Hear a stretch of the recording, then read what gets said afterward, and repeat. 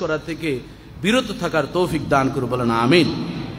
সম্মানিত সুধী, আমরা এহরামের বিষয় নিয়ে গত জুমায় আংশিক আলোচনা করেছি। আমরা ভাবি যে সাদা কাফনের কাপড় পরার নামই কি এহরাম, কিন্তু এহরামটা আসলে সেটা নয়। এহরামের দুটি আপনার ফরজ রয়েছে। নিয়ত করতে হবে, তালবিয়া পাঠ করতে হবে। তালবিয়াটা আপনি যদি নিয়ত করেন, আপনি গোসল করলেন এবং আপনার অনেকগুলো সুন্নত কাজ রয়েছে, সেই সুন্নত কাজগুলো আমি এখানে আমার এই বইতে লিখেছি।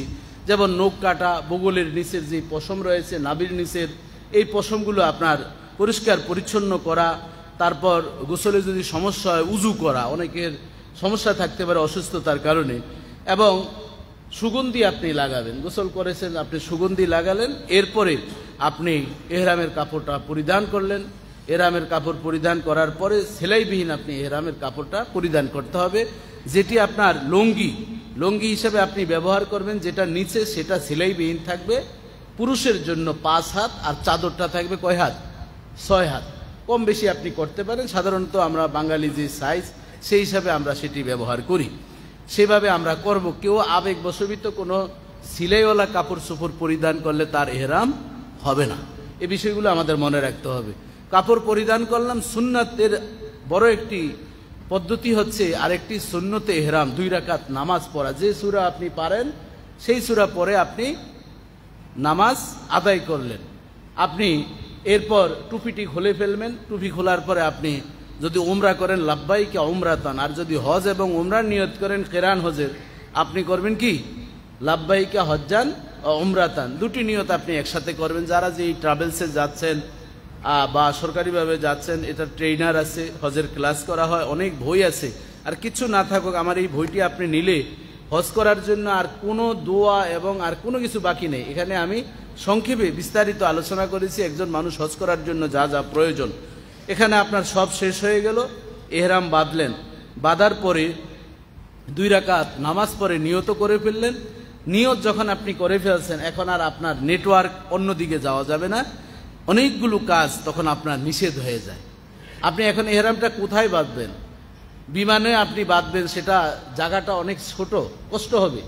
এই জন্য পবিত্রতারও বিষয় থাকে। এই জন্য সাধারণত আমরা বাসাবাড়ি থেকে এহরামটা এখন বাঁধি। তবে মিকাত রয়েছে, আমাদের মিকাত হচ্ছে গিয়া লামলাম। 5টা মিকাত ভাগ করা হয়েছে।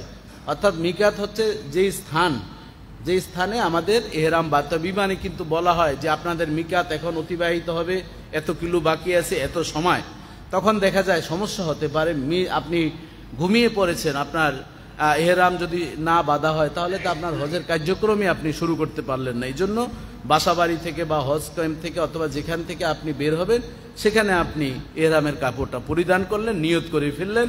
নিয়ত করার পরে আপনি আর সুগন্ধি লাগানোর কোনো সুযোগ নেই।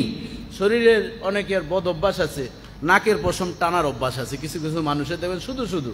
আবার কেউ আছে দাড়ি খালি খিলালেই করে, একজনের সাথে কথা বলে 20 থেকে 25 বার এভাবে দাড়ি টানতে থাকে। আবার কেউ আছে এরকম দাড়ির আগা নিয়ে এরকম ভাবে ছিঁড়ে। মানে এক একজনের এক একটা সমস্যা। এটাকে বাংলা পরিভাষায় মুদ্রা রোগ বলা হয়। কি রোগ বলা হয়? মুদ্রা রোগ। কিছু মানুষ দেখবেন কোথাও বসলে এমনভাবে পা নাড়াচাড়া করে মনে হয় যেন ছোটখাটো ভূমিকম্প শুরু হয়েছে। অনেক মানুষের দেখবেন মানুষের সামনে নাক এভাবে করে, আবার দাঁত থেকে এভাবে বের করে। এগুলোর কিছু আদব আছে। আপনি যখন দাঁত থেকে কিছু খেলাল করবেন, হাতটা এভাবে রাখবেন। এটার জন্য ডক্টরের ডিগ্রি নেওয়ার কি প্রয়োজন নাই। এটি হচ্ছে আপনার স্বাভাবিকভাবে, এটা ঘর থেকেই আমরা এই ডিগ্রিটা অর্জন ছোট্টবেলায় আমরা করি সামাজিকভাবে। এবং এই যে কতগুলো রোগ আছে, একজন মানুষ কথা বলছে, ওনার কথা শেষ না হতে আপনি আবার কথা শুরু করলেন, এটা জানি, এটা একটা মুদ্রা রোগ। এই জন্য এই মুদ্রা রোগগুলো করা যাবে না।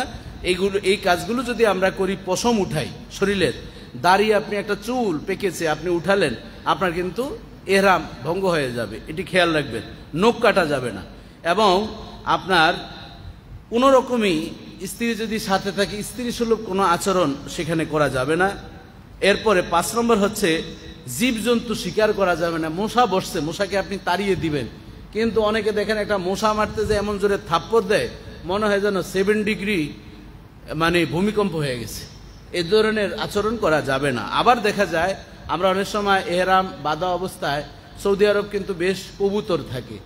এখন আপনি কবুতর ছোট 2টা বাচ্চা পেলেন, সেটা রান্না বান্নার জন্য আপনি দেখালেন ইশারা দিয়ে এইভাবে এখানে আসে, এটা ভালো করে আমরা খাবো। ওই যে ইশারা দেখাইছে আর যে ওইটাকে স্বীকার করে জবাই করেছে, দুইজনের এহরাম শেষ। বুঝতে পারছেন? এই ধরনের